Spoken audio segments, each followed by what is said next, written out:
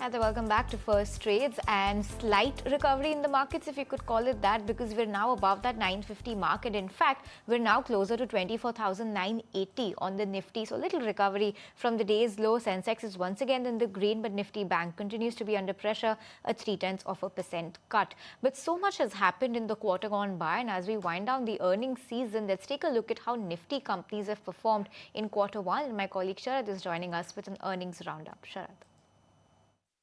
Largely in line to mixed set of numbers overall has come for the first quarter. And as for the ET Now tracker, which we have made, above estimates, 13 numbers have come in. Below estimates, the number is 8. Inline and mixed majority coming in roughly 29 odd companies. That's almost 30% of the total composition. But from Motilal Oswal, they have also stated that the aggregate earnings in their universe that has stood up at 11% versus a 9% growth estimate. But the dismal part is that Nifty has seen fifth straight quarter of just a single-digit PAT growth. That's a cause of concern, and that's why we might see some EPS downgrades in larger names. And Nifty has seen the fifth straight quarter of this important growth. Also, the overall modest earnings growth have been anchored in the sector-wise, but of course, from the SPAC, cement, oil, gas has done well.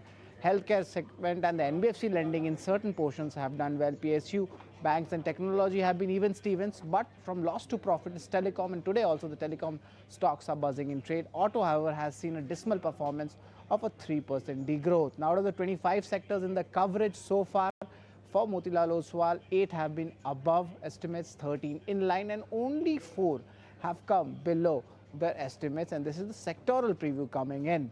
Interestingly, 5 Nifty companies, Bharti Airtel, Reliance Industries, SBI, HDFC Bank and ICICI Bank have contributed almost 77% of the total growth in the earnings, which was there in the incremental portion of it.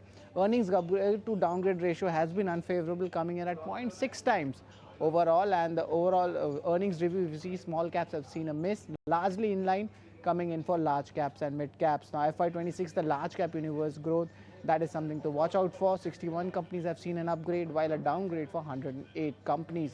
10% large cap growth expectations in earnings, while it's a higher for mid cap and small cap. So SMIDs would be in action, especially in Motilal Oswal's universe. Now Nifty EPS, that's witnessed a cut of almost 1.2% and 0.9% for FY27. 1108 is the amount which should be on focus on, largely owing to ONGC, Reliance, Axis Bank, Power Grid and even HDFC Bank contributing most to the Nifty EPS cut. Okay, let's